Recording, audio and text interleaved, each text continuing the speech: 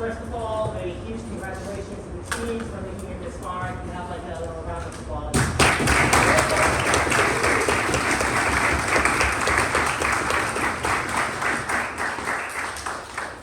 What I'd like to do is I'll introduce myself and then ask the remainder of the panelists to do the same. After that, you're good, all of you can like give quick introductions. After that, I would like the timekeeper to just like let everyone know exactly how the time signals for this round are going to work. And then if there's like no other objections, we'll get started. So hey everyone, my name is Hunter. I'll be chairing this panel. He, him, they, them are here with me. Congratulations for making this far and good luck in the round to come.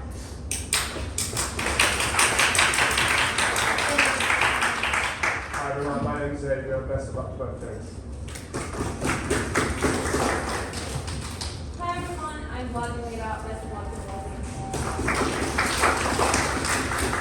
Hello, I'm Teresa. Best of luck.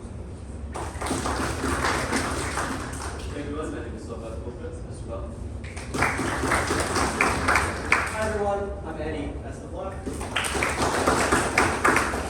Hi everyone, my name is Daphne. All the best to both teams. Sure. Hi, my name is Ashwin. I'll be going Opp Won and Opp Reply with the pronoun they, she.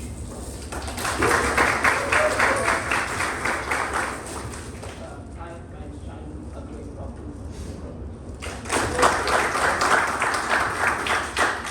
Hi, Eating Affair. Speaking first is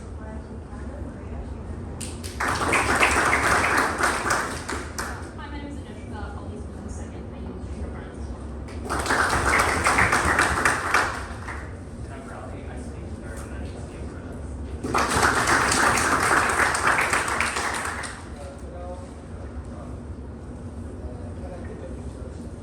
Everyone clear with that? Right. Okay, well thanks everyone for the introductions. I just asked the timekeeper to just let everyone know how the time signals are going to work. At 1 minute, once at 7 minutes, and twice at 8 minutes. Twice at 8 minutes and 15 seconds. Okay. All right, so I think we're all good. So without any further ado, I call upon the first competition speaker to open the case for the competition.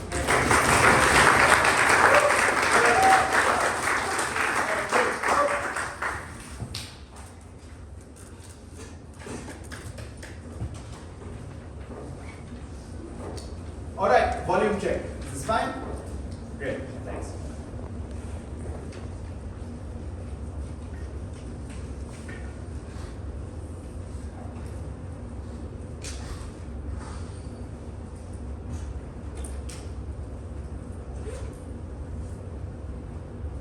If I were to physically grab you by your shoulders and force you towards a screen forcing you to watch pornography, you would consider that quite offensive and you would consider that a violation of your right to not be offended. But when the government forces people who are just going about their day-to-day life to engage in the exact same kind of harm to their mental and physical well-being for some reason that is justified, we think this is principally incongruent, we think this is fundamentally harmful, which is why we oppose. I want to note something very crucial. Even if political offense can be useful, it is only useful in the instances where people meaningfully and consensually engage with it. We think that the use of offensive art in public spaces not only does not achieve this, but actively worsens this in the modern context, where the politicization of public spaces in a world of rising populism has meant that in India, states that are historically politically contentious have had statues of the Gandhis put up in that very state. We think this is fundamentally offensive and hurts the public. What is counterfactual? This debate is about the commissioning of art for public spaces. That means two things. It's one, about what the government has a responsibility to put up, and two, it's about paid art and the limited public spaces that come at an opportunity cost. How do we define what is offensive in this debate? We think there's a variety of criteria. One, the demographics of people in a region. Two, public consultation with special interest groups who get to make their case as to whether or not they should allow this art to be done. For example, indigenous people who won't want the statues of colonizers to put up, as well as existing criteria like violence, sexuality, that we already used to do things like govern advertising. So what this will look like is taking down like the benches that are like made from like penises and vulvas in South Korea. That doesn't happen in our central house. I want to note that this debate is not about something each government defines for itself. It's about we as 6 rational debaters think is offensive and whether or not governments should impose that. In some cases, it is only offensive to a small minority of people. We would also not commission that kind of art. We commission non-offensive art. So nature reserves, apolitical art, abstract art. We don't commission the vast majority of political art, except for instances where it's widely accepted, for example, independence monuments in developing states. We also take down statues previously commissioned by the state if they are offensive. You can still have offensive art in private spaces like private art galleries. This is not commissioned by the state. I want to note that their side allows whatever government currently exists to impose whatever art they want in whatever space they want. Okay, before I go ahead. Do you support large protests in public spaces? Yeah, that's fundamentally different as proved by in this first argument. So first argument as to why this violates the public right to not be affected. I want to note that public spaces are fundamental to this debate because people don't go to these spaces to engage in discourse and debate. In a lot of instances, they are forced to go into these spaces. They need to walk through parks or walk through public squares to go to school or work. Often there's public markets in squares that you need to go to get food. And when they do choose to go to these spaces, they go to them for very specific reasons. You go to a park or museum to relax after a long day. You go to a square to shop. In light of this, forcing the public to engage with offensive ideas is fundamentally unjust for 3 reasons. 1, people cannot meaningfully consent into engaging with this art because I have proven they cannot choose to go into these spaces, which means they are subject to massive harm. Your mental health is deteriorated when you see something that is so offensive. You feel fundamentally uncomfortable and feel your skin crawl. Even if this is not a massive harm like getting stabbed, the fact that it happens to hundreds, if not thousands of people on a daily basis is massive. They may say you can try to ignore these statues, but that is fundamentally impossible, madam. 3 reasons. 1, the offensive nature of the art in and of itself is what forces you to engage with it because it draws your subconscious towards it. 2, the prominence of it, that you put it on a massive wall on a high pedestal, draws your eye toward it. And 3, the fact that other people are drawn toward it, coerces you into it and engaging with it. But the second reason is that it reduces the ability for parents to control what their children engage with. In a public space, you cannot control the demographics, and children are the most likely to engage with public spaces. The reason this is important is because in spaces where there are children, we already regulate things like as to prevent things like sex or violence. The reason we let parents have control over what their children see is because we recognize they have a fundamental right to a duty of care. This violates that when you take away their ability to control what their children can see. But third, even if this potentially forces people to engage with politics, we think that is unjust. I'm going to give you an intuition now. It might be better if, like in a dictatorial state, we forced every single person to watch a presidential debate and glued their eyes to the screen. But we do not do so because we recognize that people are not political machines. They have lives in and of themselves and should be allowed to exist outside of politics should they want to do so. What then is our counterfactual where you have non-political art? I want to know, their side undermines your ability to engage in non-political art, which is bad because the government has a superseding responsibility to give people a relaxing space in public, especially for the poorest of the poor who have no access to any other non-public space to relax. This is a much more important need, which is why we win. Second argument as to why this worsens political discourse. I want to know that without a limit to art, some governments might not impose offensive art, but in a context of rising populism, we think governments deliberately want to lean into that offense because it is electorally beneficial. This is where I want to respond to that UI. Because the difference between this and things like protest is because protest is temporary and a protest goes away and moves through a particular area. The difference is a statue is permanently placed there and you have the ability to avoid a protest. You do not have the ability to avoid a statue. Why then is it electorally beneficial for governments to ride up the public in this way?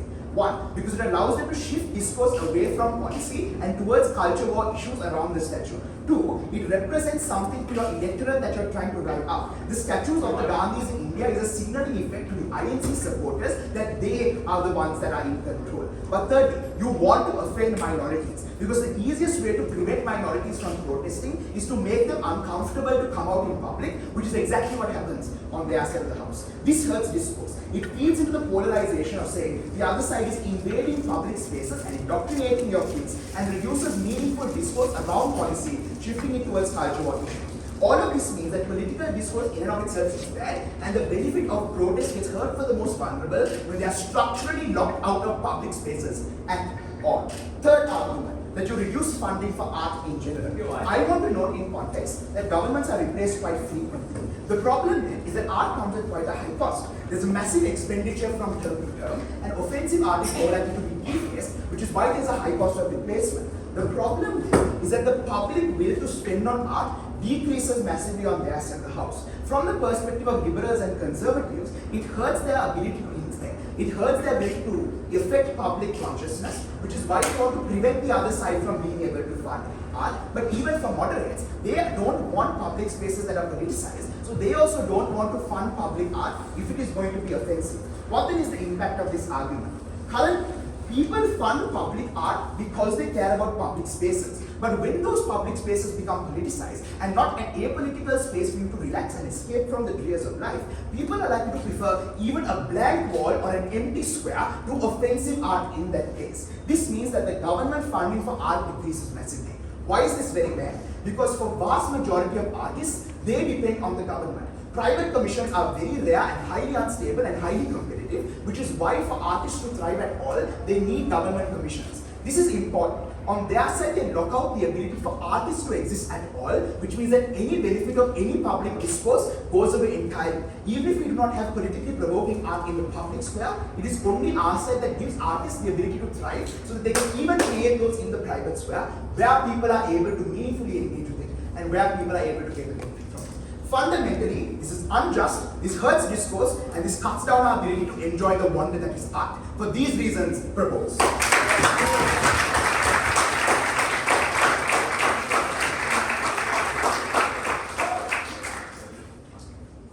thank the speaker for that speech, and to open the gate for the opposition bench, I call upon the opposition first speaker. Chair.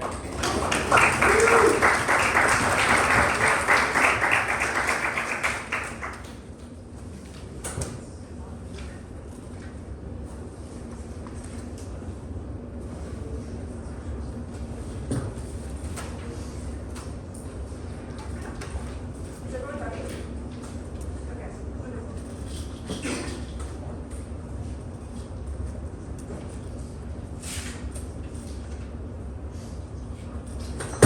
As a bloody red dress fluttered in a square where residential schools once stood, it was the dioramas of the brutality of conflict that guaranteed meaningful discussion. In the wake of controversy, it is apparent only to Canada that the value of art stems from the conveyance of the righteous emotion that is otherwise unexpressed. On side proposition, art is just a hollow compilation of colors. It is daintily subservient to the institutional generic ideals that exist in society. That, we say, is not meaningful art at all. I want to do three things in this speech. Framing and stance that shall cut out the majority of the proposition. Case, some direct refutation to the PM, and then two arguments in this speech. First, on the normative violation. Secondly, on social change. Framing and stance. Canada is going to expand this debate to the real world. And that is where finding offense and feeling upset and shocked is subjective for a majority of different people. In the American South, for example, citizens took offense to gallows that were set up in a town square that forced people to contend with the depravity, no thank you, of slavery that existed in the past and kill people. In Toronto, there are citizens who vocally display outrage over the red dresses that are exhibited to display the bloody horror of missing and murdered Indigenous women that still exist. These are all the harms that exist that are erased in the status quo by institutions that Sri Lanka must deal with. They must uniformly defend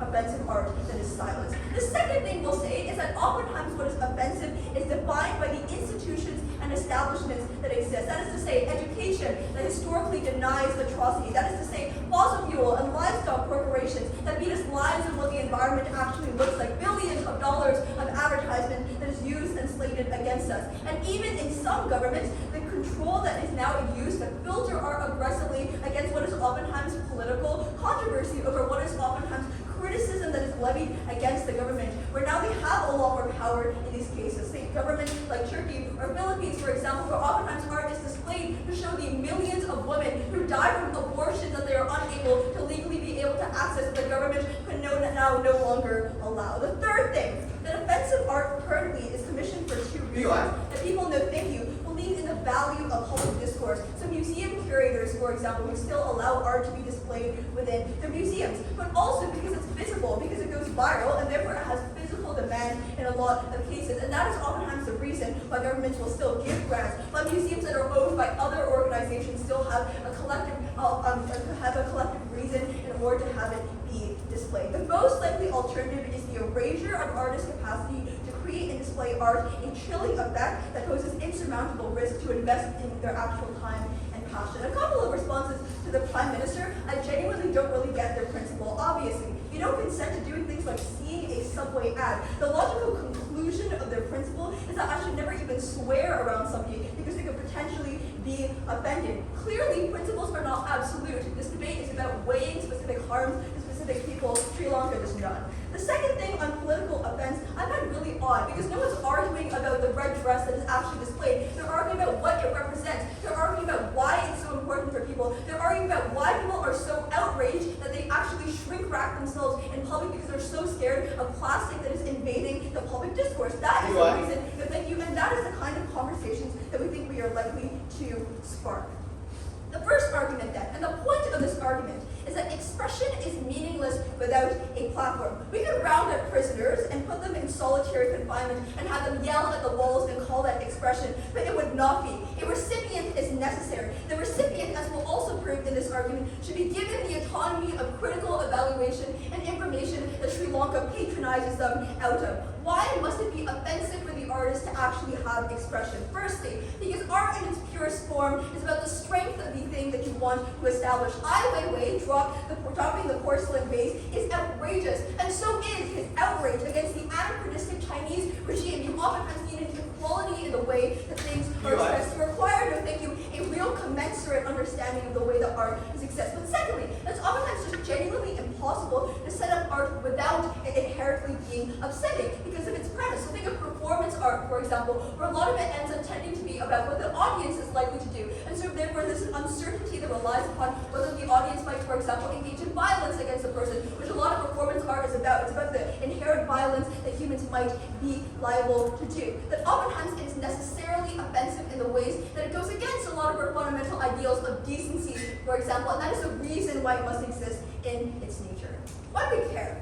The first, we have a negative right, a protection against tyranny. Specifically, that state power is so oppressive against us that it can deprive us of all the things that we care about, all of our purpose and meaning in life. And that is the reason why we must mostly care about the state using this to oppress us. That the government should not be able to dictate your clear purpose and stifle you. And then in weighing against their harm principle, the government should not build their utopia on the bodies of people that they concentrate immense harm into, because now all of these people cannot do purpose, whereas we probably shouldn't care about people being outraged, because honestly, people get outraged over arbitrary and subjective things. Sometimes I see random things on Twitter and I just get upset. There's no reason why the government has an obligation to protect me in these subjective ways that people oftentimes get offensive. This is a certain harm that we concentrate among people. But the second reason is to have a positive right to expression, and that is to say, a fundamental right. And this is the right that we protect in speech. This is the right that we protect in protest, for example, that we think must also exist in art.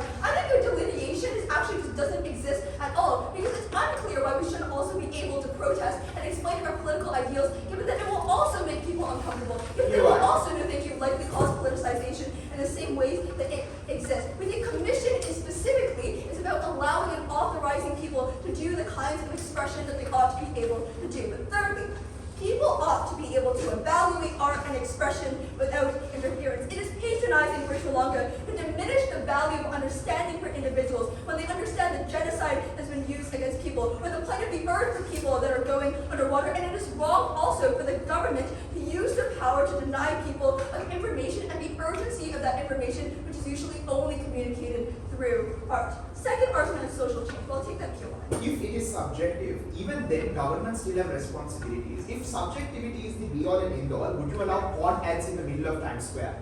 We think that porn ads probably don't exist because of the reason that children are probably the ones that oftentimes exist and we ought to care about them. But if we care about nudity and sex, we're probably fine. Like we can allow that given our principle. Second argument on social change.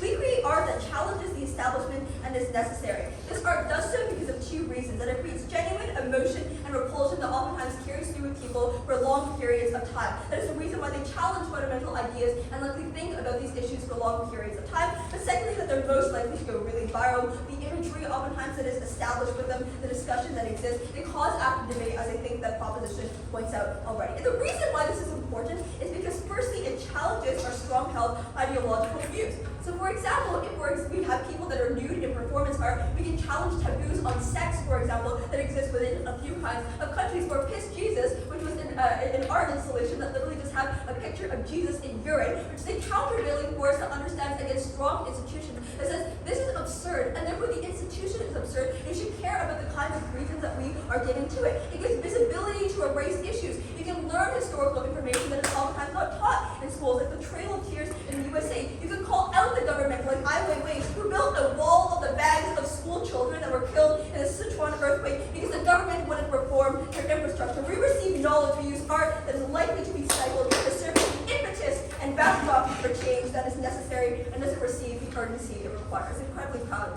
to have this.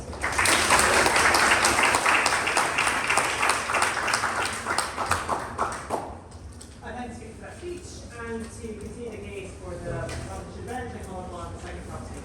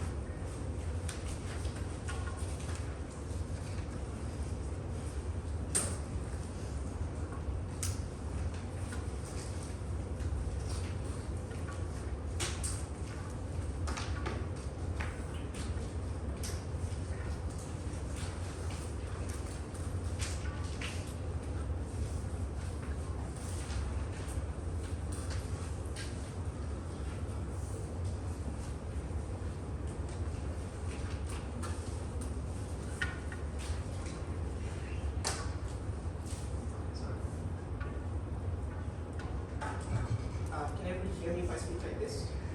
Thank you.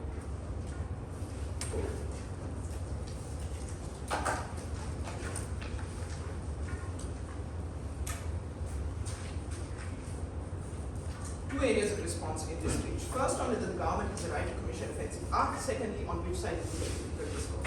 Before that, I want to point out that there is no response to our third argument about reducing access to funding for artists. This has important implications for both clashes. Firstly, if they want the most offensive art, one that pushes the boundaries the most, then they need artists to be able to feed themselves and have the money to be able to produce this art. I would point out that this art can still exist in private spaces on our side of the house. So if we can prove that the production and commission of non-offensive art actually helps achieve their benefit in private spaces, and if we can weigh why the benefit in private spaces of critical evaluation is greater, we win on their own grounds. So that's something that I'm going to do in my first clash. But moving directly then into the clash itself. Does the government have a right to commission offensive art? The first thing that they say is they push back against our model by saying that the interpretation of what is offensive will be legally subjective. Firstly, I just want to make, I know the word is bad, but a meta level response to this, which is, we do think that in fairness, this is a very evaluative debate about the likely implementation of this policy in a world in which offensive art is offensive on either side of the house. So the debate is not about whether it should be that government should commission art that they believe to be offensive, but rather it is about whether the government should commission art that is offensive. So I don't think the definition of what is offensive is within the debate, so much as the implementation of commissioning is within the debate. So we can defend a reasonable interpretation of what is offensive based on how most governments would like to interpret this. But sure, maybe you don't buy the meta level response. I will blame you. Here are some structural reasons why we think that governments will set a fair limit for what is offensive. First, you want to prevent opposition parties from being able to exploit the low bar of what is considered offensive to politicize public spaces when they get into power. So preemptively, you want to set a reasonably high bar for what is considered offensive so that the depoliticization of public spaces can happen and you can be credited for that as the government that finally gave people back the public spaces that they value so much. Secondly, there's a competitive incentive to be the first government to do this, given that you want to portray yourself as being willing to rise above the thing, to not fall down to petty political differences on something as important as public parks and spaces, which is why the first government to do this has the greatest comparative advantage of being viewed as apolitical in a time in which high political tensions means that most moderates and average reasonable people don't want to see politicized jargon in every public space. There are structural reasons why most governments will do this. But the third response that I want to make, and this cuts quite deep into their case, is that their context is just quite strange. They talk about authoritarian regimes, but this debate is about the commissioning of art. Protest art will never be commissioned by the government of Hong Kong on either side of the house. Protest art will never be commissioned by the Chinese government. So in their worst case, where this deeply offensive art is the most necessary, the art is never commissioned. In fact, it is likely to be actively censored on either side of the house. A far more reasonable context for the debate is what we gave, which is this is about moderate states where there are forms of political expression that exist outside of public spaces, like televised presidential debates that happen in a private sphere on one channel, given that our arguments about the importance of public spaces need to be made by them. No, thank you. Second, they say that they can allow, they question whether we can allow free expression in the form of protests on either side of the house. I want to point out that this is asked in a video I dropped in the first speech, but I want to respond to it either way. Firstly, we recognize that there are some instances in which there's an important competing right to free expression. Oftentimes, the reason that people have to engage in protests in public spaces is because they have no other alternative. But this debate is about the commissioning of art by the government. The government clearly has other alternatives. They can televise these debates on private news channels. They can show political advertising in limited public spaces only when people choose to engage with in political conventions. So clearly that's not the context of this debate. Second, I want to point out protests are fundamentally different. They are temporary as opposed to permanent art installations. The fact that the government has commissioned this art means that it's even more offensive to a minority. Even if a protest is temporarily offensive, that is a cost that we're willing to trade on. The second thing that they say is that there's a chilling effect on discourse. Firstly, I want to point out that offensive art, for all of the incentives that they analyze, that people are immediately drawn to it, that there's a human desire to see things that are offensive, will likely still exist in private spaces on our side of the house. For example, there are examples about private art galleries that host the most offensive art like this Jesus.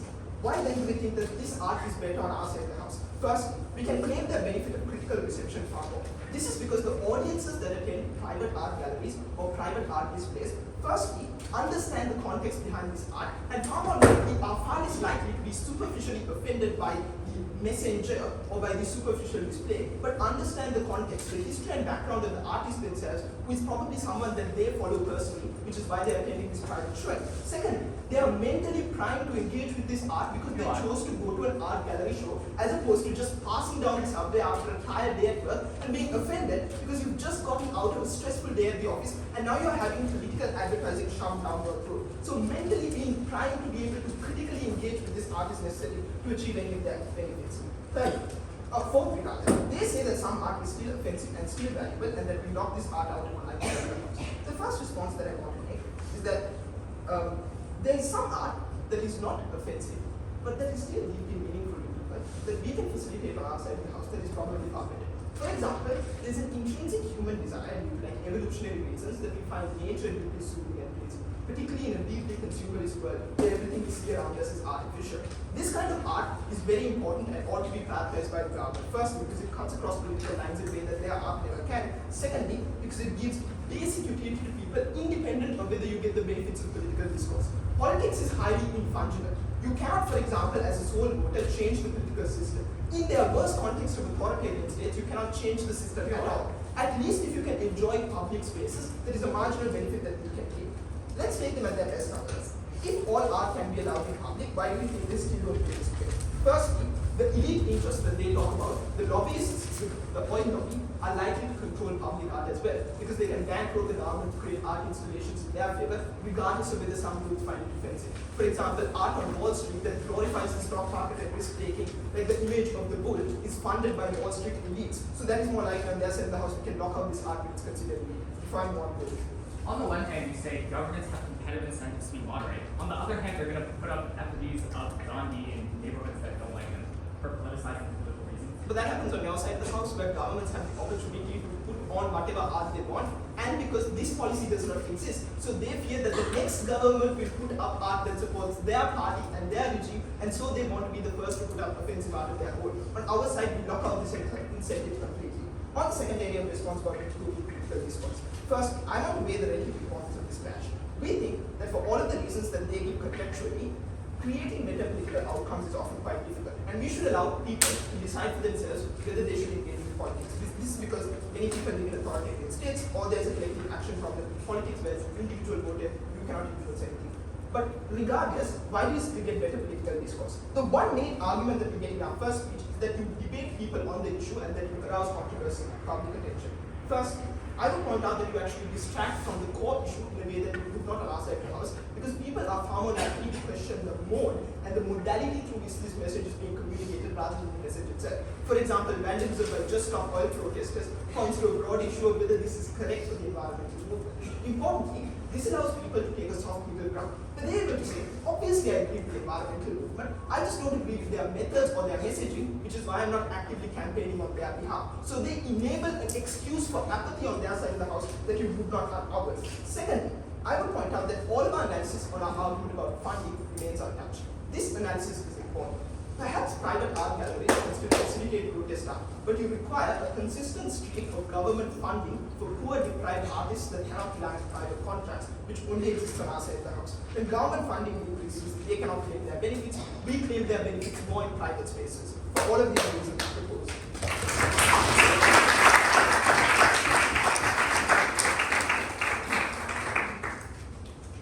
I'd like to speak for that speech and to further the case for the opposition bench and calling on the opposition second commissioner. Here.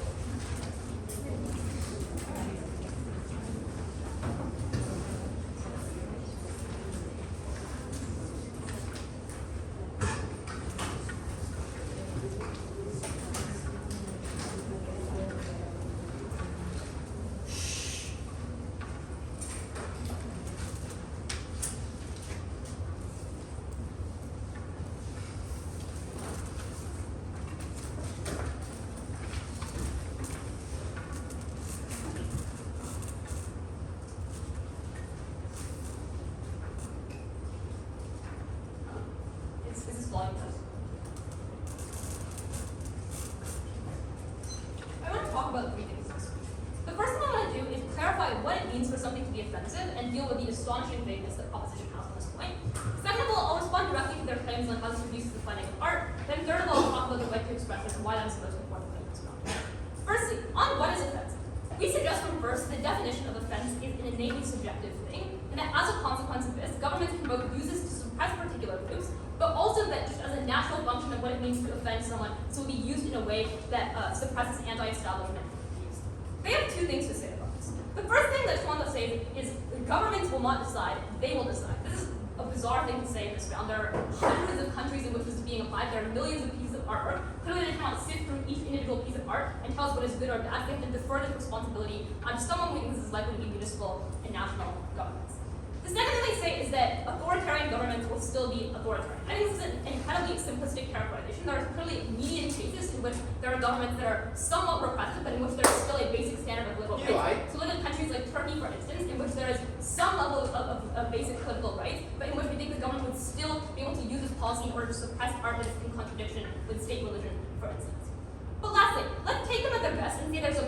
government that is going to follow their criteria. It is perfectly compatible with their own model to say that they will suppress lots of cases of art that should not be suppressed. They say they will make these decisions based off special interest groups and the demographics of this country. They don't think the special interest group of white people in Australia like talking about the brutal colonial murder of indigenous people in that country. The special interest group of Catholic people don't like having statues of gay people.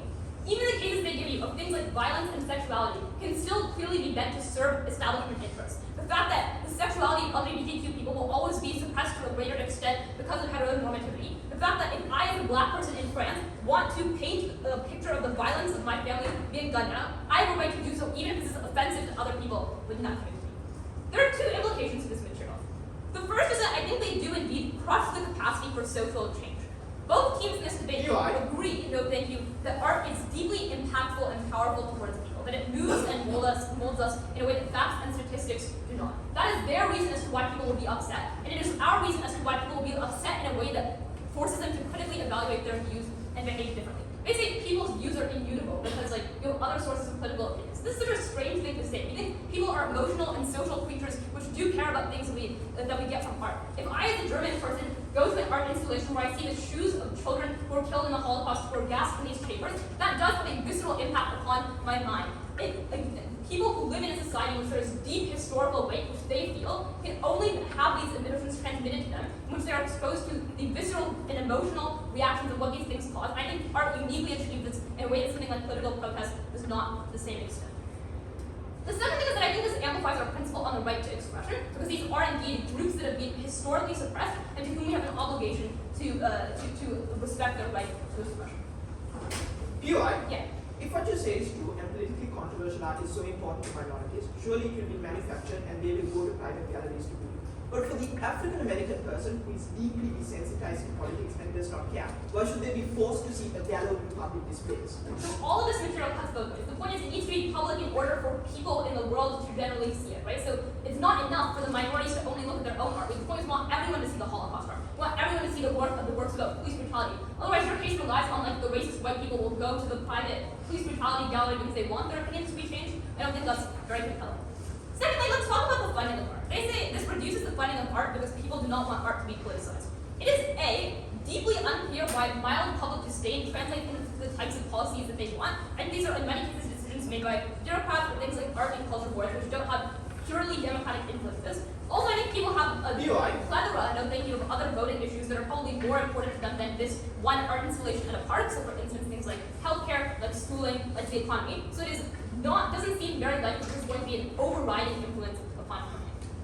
The second thing is that I think this relies entirely on most people actually hating this art. We give you many reasons to suggest that they don't. Even if you personally disagree with it, it often is interesting to you and brings you attention. So for instance, in Mexico, there are feminist artists paint graffiti across statues of colonizers who are often deeply sexist. This is immensely popular among the wider feminist movement and liberal people in that country. Their own second speaker says that people like political freedom as a reason as to why this won't be particularly suppressive. So clearly you can see that people think this art is important. Lastly, and most importantly, let's talk about the right to expression, which I think is more important than anything else, including their claim on funding. They have astonishingly little to say. They say two things. First of all, you can still display it in a private gallery. This is not the same thing. First, even in the case of protests, they agree that you can't just protest in your own basement or home, because clearly the important thing is that someone else is actually listening to you, is hearing what you're saying. The same thing as like a tree falling in a forest and no one hearing it to you. The point of expression is that someone else on the other end and can actually have information transmitted towards them. POI? No thank you. The second thing we tell you, which also gets no response, is that people within the community have a right to see and evaluate that art rather than having it censored and taken away from them. We suggest this art is deeply important to people for a variety of reasons. And in the minority communities that they talk about, many people want to have these experiences reflected and broadcasted and acknowledged before them. It's very paternalistic to say every person in a minority community is going to be so incredibly traumatized by seeing their own oppression in an artwork. These are people who experience oppression on a daily basis, who cannot get away from them. So if anything, the art reinforces their experience. It allows them to see the truth of what they have experienced in real life in a material way that is powerful. And they agree with us when they say that they support political protests. The only comprehensible distinction they make from protest is that protests are impermanent versus whereas art is permanent. This A is like not even true in many cases. If I go to a square and protest every day, would they ban that? Like doesn't make very much sense. But second of all, I think if anything, permanence is worse for them, right? Because their thing is you need to be able to predict where the thing is. Surely that is easier in a world where this artwork is permanently at a park rather than the protests like move locations every day. So that wasn't a very meaningful distinction. I want to say a few things about the harm principle, which they notably drop to a larger extent in some. The first thing I'll talk about is children specifically. I don't think children are an important actor in this debate. Firstly, because they are not old enough in most cases to be able to experience a severe emotional impact from this. Much of this art is contextual and historical, so if I'm a random 6-year-old child, I don't even know what gallows are. I just walk past it. I watched Schindler's List as a child like every week. I don't think it had an emotional impact on me. The second thing to say is that parents can just not take their child to this space. I think we expect parents to make a lot of special effort in other cases. Anyways, the fact that you don't take your child to an R-rated movie, the fact that you don't take them to like, I don't know, a strip club or whatever it is. I think parents are able to make this special effort and they can be to do so. The reason why I think an individual right to expression is more important than a collective right to be protected from harm is for two reasons. The first thing to say is that a right to expression revolts against an asymmetry in power. The actor committing a harm is different in either world. In our world, random agents in society offend one another through art. Each group can produce art that fights back against the other. Whereas in their world, harm is unidirectional. The state is the one victimizing these artists. The artists cannot fight back, they are didn't. This is worse than any other harm because the state is incredibly powerful already. They can tax you, they can put you in a cage for 40 years. So we give the state yet another tool with which to exploit and abuse the marginalized. And secondly, suppressing expression is a concentrated harm, whereas the emotional harm of art is widespread. You as an individual artist cannot express your anger with a regressive religious state. You as an individual woman cannot express the feminist views you want to, compared to a bunch of people feeling somewhat upset. I think the reason why a concentrated intense impact matters is because it crosses a threshold of damage. It violates basic individual rights, whereas a diffused harm does not. Laws in every liberal country acknowledge this. The fact that you are allowed to have anti-immigrant views, even if it has a diffused harm. They cause people to suffer more in the most progressive contexts, and they make people lose. We're very proud of this.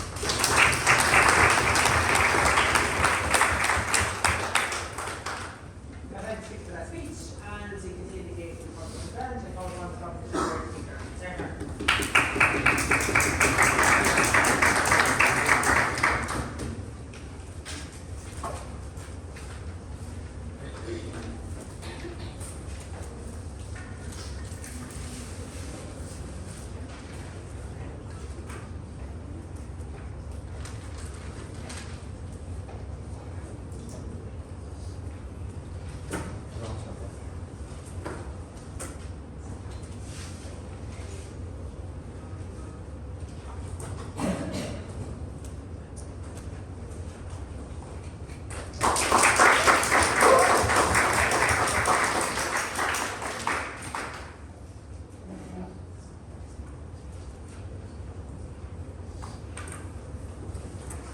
Hi, this is what I want to go.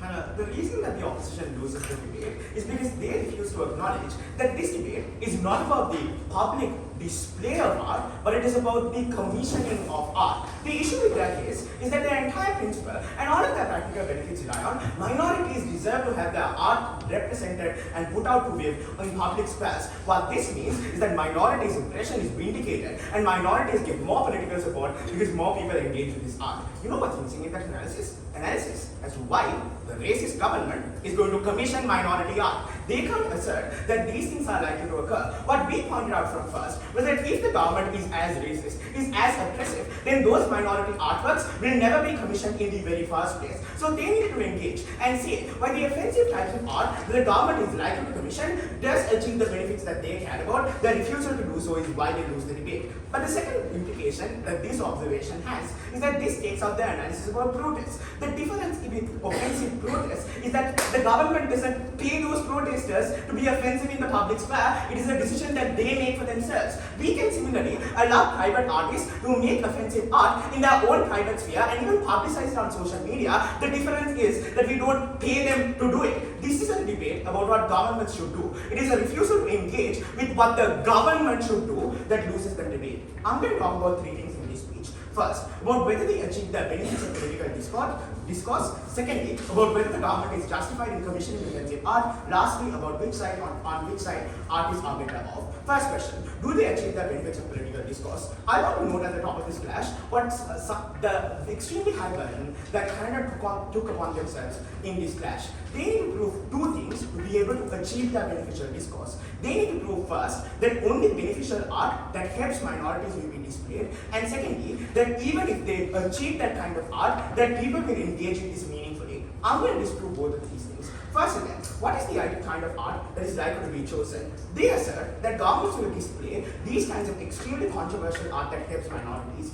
This is extremely unlikely. It is more likely that you cater to the majority that is racist, you cater to the majority that is authoritarian, and instead opt to offend the minorities with extremely offensive art. Things like Confederate general statues in the US get the majority's buy-in and the majority's support. You know who is offended? The minorities that Canada cares about mostly as well. Here's the way. Maybe we'll concede that we ban some art that minorities could have potentially had for whatever reason that I don't understand. But you know what we also ban? We also ban the art that is commissioned by the majority to offend and harm the marginalized communities as well. So on probability analysis, we think that the probability of art that hurts the minority is far more likely, and that is what we get rid of. Their benefit is a speculative benefit.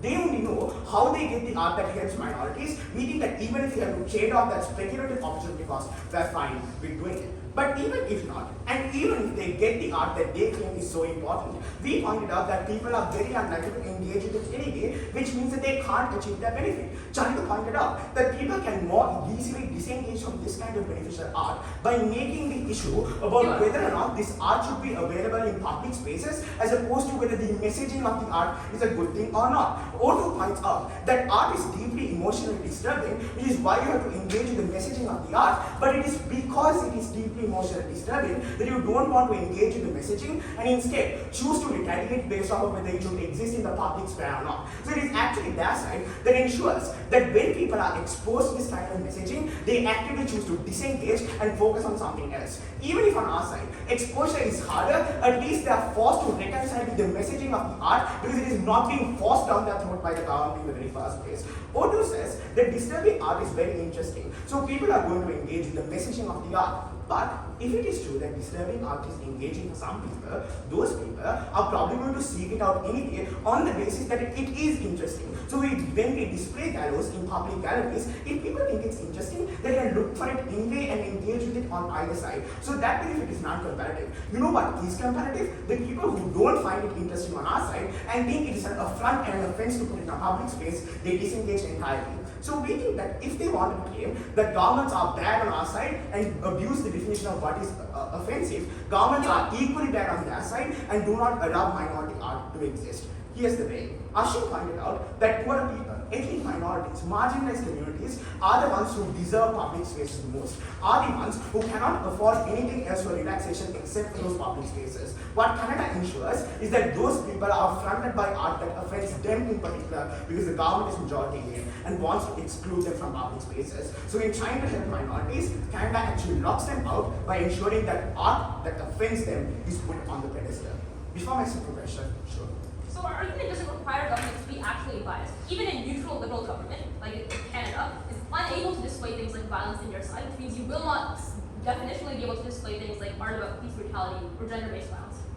Sure, we're fine with that. The point is that even in governments like Canada, if the white majority is racist, they're going to put up art that hurts a minority anyway. They would rather not stake our benefit on a speculative claim that the majority is benevolent enough to put up minority art. Second question then, is the government justified? I want to note that the only engagement we hear comes from Opp Won when they say that the offense that might be caused is subjective and therefore it shouldn't be taken into account by the government. But Why is this true? If anything, the government should be forced to care about the subjective opinions and preferences of voters. The only reason we elect the government is because they should care about our subjective preferences. So if anything, if a lot of people are going to be offended by this art, that is yet another reason why you shouldn't display it in the very first place. Besides, even the analysis about benefiting one group of voters over others is also subjective. So if the government should be able to decide between subjectivities, their art shouldn't be allowed either. So this is a defeated claim by their own analysis. Comparatively, we gave you multiple principles.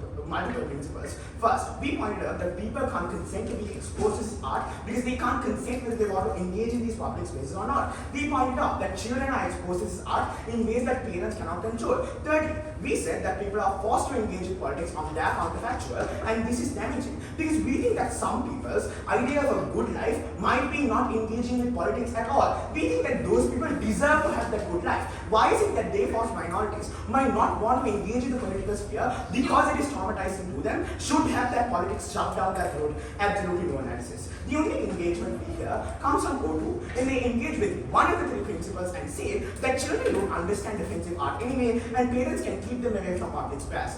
Yeah, for sure, because there are multiple public spares that buses run through and you don't have to look out and see the statue that is very offensive in the very first place. Children are the ones who look at offensive statues and go, oh, what is that red coloring? Explain the importance and significance of this to me, which is why children are exposed but parents don't want them to. Here's the thing. We pointed out that enjoying public spaces with things like natural art or abstract art is a very, very certain benefit that we encourage to the entirety of the population. We get art that everyone agrees with. Comparatively, their benefit of political discourse, maybe sometimes, somehow, translating into better policy is very uncertain and very unachievable. They have no comparative benefit. The last thing I want to talk about in this clash is on which side artists are better off. O2's weighing at the end is good. There is a concentrated harm to artists when they are locked out of being able to perform or create this art altogether. The reason why this weighing is bad for them is because they never respond to other argument. Because we pointed out that the funding for art is lower on their counterfactual. Over asserts that if art is important, governments will fund it either way. This is not true. The analysis that we gave you first was that radicals want to defund art because they don't want the other side's art in public spares, and moderates don't want offensive art at all, which is why the defunding occurs. It is on their side that there are less artists on here, less artists to create the controversial art that they say is good. For those reasons.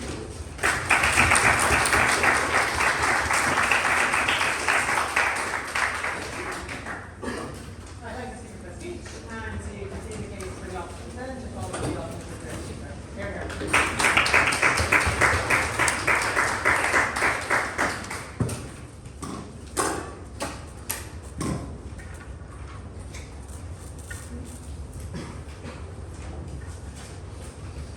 Right?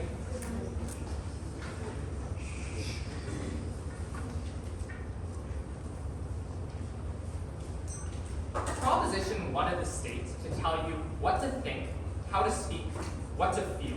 Look at their language. People should relax and not think about politics. Who are they to tell us that? I think deep down in the human psyche, it is a desire to cry out to the world and be heard. And Proposition silences that in this debate, and that is wrong. I'll chat about two things this week. One, is this just? Independently, is this a principally unjust thing that we should not support? And secondly, does this lead to better social discourse? But first, I want to deal with the framing about how the government will not publicize art that is politically critical or commentary. Firstly, the definition of commission means to pay for or to allow the production of. So clearly, even if the government is not paying for this art, allowing for the production of that art or displaying it in public also constitutes their policy in this debate. And notably, if they do not allow the display of art, or they continue to allow the display of art under their will, just not pay for it, then all of their harms ensue. Still, because people will still see these things in public and still be traumatized by it. Two, commission is not just governments, but as we pointed out, it is also things like museums. And these institutions do in fact have incentives to do things like produce critical art towards the government. Thirdly, I think the most likely formulation, in fact, of this policy is not the government minister calling up an artist and being like, let's build a swastika in the public park. But instead it is the government paying in part through grants and other funding to some extent to artists who are struggling. So in that sense, I think that under our set of house, there is still benefit where poor artists who otherwise would not be able to create this art can create it under our side. But fourthly, because there is still a huge impact, as Anishka points out in FPOI, they still cannot show many scenes of violence, of things that might be traumatizing to people, even majorities, and we still have a huge impact in this debate on offensive history. First, First question on whether this is just. This is an independent path to victory. If something is unjust, we should not do it. People are not a means to an end to lubricate the gears of social efficiency, but rather they are people who we should treat as ends to themselves. So I'll talk about three things. One, do people have the right to express themselves through art? Two, do people have a right to see this art? And three, weighing that against effects. One, on people's rights to express themselves through art. We said that they do in fact have this right. That if the offense was one way in which people could express their beliefs in a genuine and legitimate way, to rage against institutions that have harmed them, like that leads you to dunk an effigy of Jesus Christ into urine and take a picture of it. The fashion and the huge rage that drives you to remember people who are killed and murdered indigenous women. The response from their side is, you can do it in private. This is different. As we pointed out, the function of speech is for people to hear it, to communicate with other people. If their argument is true, then why should we even have a right to protest? Why can't we just lock people up in a jail? They can scream at the wall and do it in private. Clearly, other people need to be able to hear it, and therefore this is an important and legitimate claim. Next, they say you can do something else, like nature, which everyone thinks is great. Really, if your ancestors have been beaten and murdered by the state, instead of putting up gallows, which is a political commentary, Proposition wants you to talk about nature because everyone can enjoy that. I think that is deeply demeaning and deeply unjust. Question two, do people have a right to view this art? Proposition says people should have a right to relax and have fun. I think this is false. And the reason why is this, because we are in fact complicit in exploitation, and we have obligations to society. Regardless of whether you are rich or poor, you are always complicit in some respect to some kind of harm to others. The fact that your state in the past, for example, oppressed a minority group, the shoes that you buy are built off the backs of Bangladeshi workers who are paid cents on the dollar. Obviously, that means we would not force people to look at war, but it does mean that you cannot escape politics entirely, and it is unjust for them to do so. But secondly, I think not saying anything and not allowing art to go up is not neutral, but in fact, it also makes a statement. It makes a statement that you don't care. The status quo is fine. And as we pointed out, that was patronizing. We should let people decide for themselves what is best for them. The third thing to do is to weigh this up against their claim on offense. They say you offend some people, that is fine. There are three things we said. One was on consent.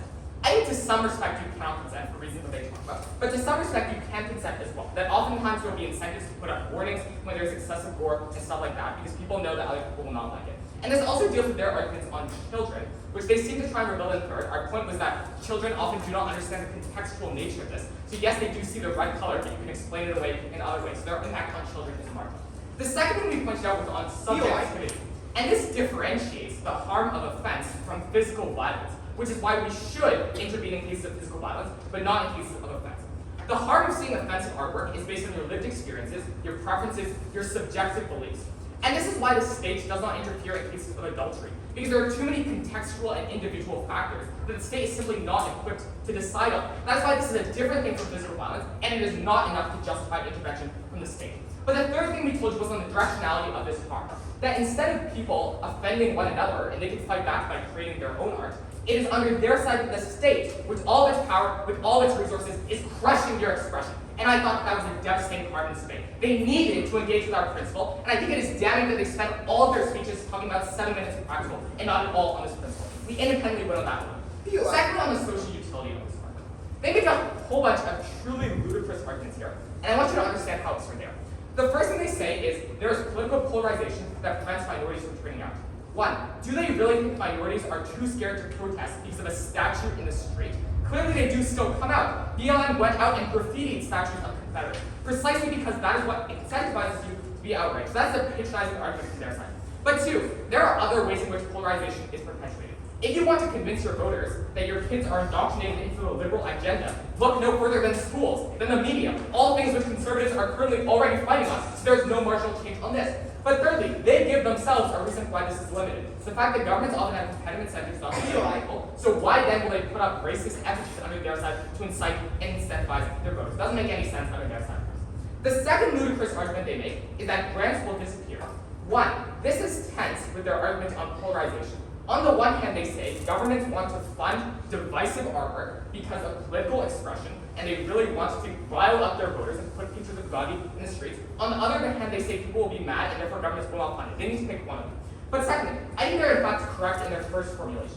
That there are other incentives to do funding. The fact that people are interested in the arts, they find it beautiful, they want to support it. Also, there is private funding that makes it a large part of funding for art. And therefore, polarization is limited in other ways, but funding still happens under our set house. Even if funding doesn't happen as much under our side, at least we get more politically divisive artwork and not just pictures of nature, which we don't think provide too much utility to society other than hedonism that you could probably get in other ways. Lastly, we said that this prompts outrage and discussion and leads to valuable social commentary. Before that, go ahead. All of your cases still contingent on getting the most progressive kinds of art. Why will the racist majoritarian southern government fund gallows if it only helps African Americans? Isn't it better, even if it is imperfect and if the audiences are smaller, you have this art in private rather than have minorities offended in public? So two things. One is that, as we pointed out, this was in a more moderate case, not the most racist governments which probably wouldn't allow that art to even exist under either side of the house. They would crack down on you even in public. This was about moderate governments, for example, like Turkey, where there are some democratic incentives not to crack down super hard on this art, but still incentives under their side to not let it be in place. But secondly, they say you can show it in private. This ignores all of their own analysis about why people can't access art in private. The fact that you need to pay money to get into these exhibits to begin with. The fact that it is not public and therefore we do not get any of the benefits of social expression.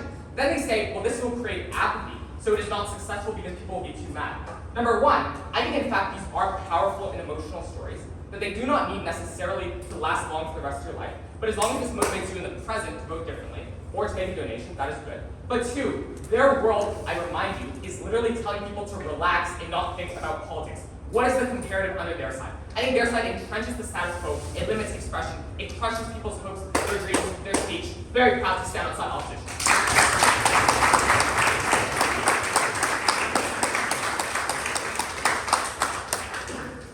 All right, thanks for that speech. And to round up the case for the opposition team, I call upon the opposition reply speaker. Yeah.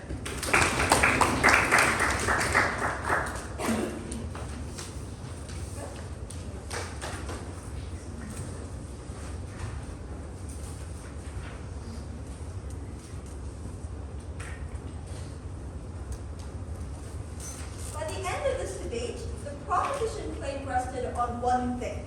Governments were completely evil and commissioned and authorized the display of racist Nazi art that would only hurt individuals. But unfortunately for them, this path to victory, which they shift to by P3, made absolutely no sense. The same political incentives that Prop 2 pointed out to not get called out by opposition parties cross-applied. We gave reasons in first and second, but this was oftentimes valued by the broader public, even if they might not personally agree that it was interesting for them, that it caused visibility. That curators, for example, of museums knew that this would generate a lot of revenue or visibility for them and were likely to display it and would exist. So I just want to point out at the end of this debate, the black and white nature of Sri Lanka's argumentation. We thought that it was more realistic than that governments and people were broadly reasonable, but we ought not give them more power to do the kinds of things that would allow them to, for example, use the institutional understandings of what would be offensive against them. And they were broadly reasonable, but still, violence is violence, the things that make people upset, which is the vast majority of a lot of artwork that goes against our ideas of public decency. Putting goldfish in a blender, for example, and seeing whether or not people would actually blend them did go against us, and therefore would have to cut out the vast majority of art. Proposition was very unresponsive. I don't think they gave us a very coherent case about what this actually meant. I think we're clearly winning this round. So I want to talk about the normative part of this end debate first, because I think it's very, very clear win for Canada, and then I want to talk about all the practical buy-in kind of impacts, which I still think that we take a win on in terms of discourse.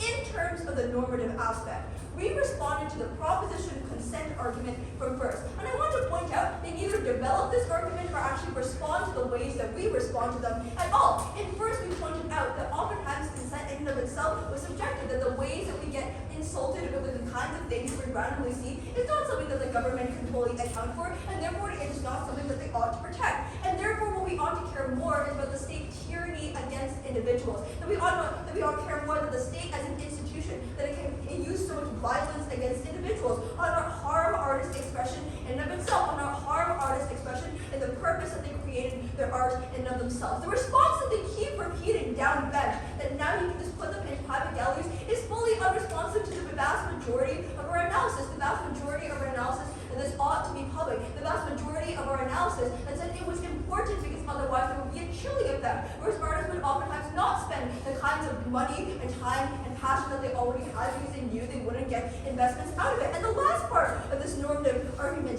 that we should get the information that is necessary and the kinds of understanding and urgency that exist in the status quo. And even for the Confederate statues illustration, and they use over and over and over again that people should at least see that and see the historical injustice and understand what that means and evaluate that on their own terms, and the state ought not be the one to take that away from any individual. This debate is fundamentally about something, whether or not something should or should not happen. It should not happen. It harms expression and all the values that we stand for. The practical. I think their arguments here are genuinely just don't make very much sense. They told us that this is likely to cause apathy in a number of ways, which actively contradicts some of their earlier material about why this would cause people to be so angry that they're going to municipal governments and telling them to pull out funding just entirely from art. We told you in second that this was very unlikely because you had so many myriad other political issues. And I thought their apathy claim did not defeat the realism of our practical argumentation. That clearly this would resonate with you, that clearly you would probably have discussions online on Twitter, for example, about what this actually meant, that you would search out justifications for this, and that meant that you would either, at the very least, learn more about things like historical genocides that oftentimes weren't taught, or oftentimes did not have information about, but at least you could kind of spark the urgency and discourse around kinds of topics about in the environment, for example, that require the understanding that the world is burning, and the only way to do that is through offensive art. The only way to do that is through the understanding that we have on our side of the heart, on our side of the house. Their art is not actually art, it is the stifling of the expression of the artists who want to have it. Incredibly proud to tell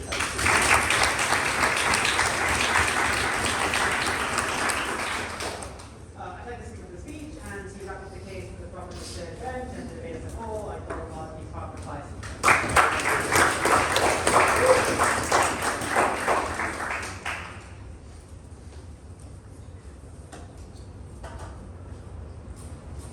Volume check. It's fine? Great. I think Opp Won just made this debate quite messy. So at the top of this reply, I'm going to take a look at the strategy of the opposition.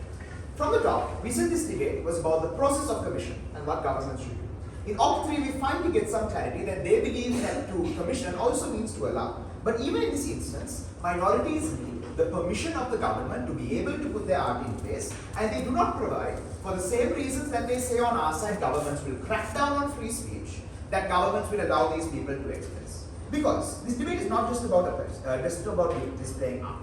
The fact of the matter is, minority art, the ones that they care about so much, will never be commissioned by the governments they care about. Even in Turkey, which is their direct example, the government will never fund queer art because it is such a conservative nation. Why then will offensive art on their side always serve the government end goal? Because whether it is through direct funding or whether it is through allowance, it is the government that they give the complete monopoly to decide what kind of offensive art gets put in place. That is important. Even if offensiveness is subject to this debate, Charlie Lew's analysis, there was a repetition of my speech, proved that it will be broad, and that is a good thing. There are two possibilities here. Either the governments that they talk about will oppress minorities, or in the instance where they don't, they will defund art entirely. This is not a contradiction. This was us taking them at their absolute best. What then is their strategy in the Opp Bloc? They try to collapse on minority art. The reason why this is a losing strategy is because we prove we can still get it on our side in private galleries. Even if it's not as out there, we think it's still fine and it can exist. And it's still worse because it gives governments the ability to impose on art. I want to know, their concept of choice doesn't apply in this debate.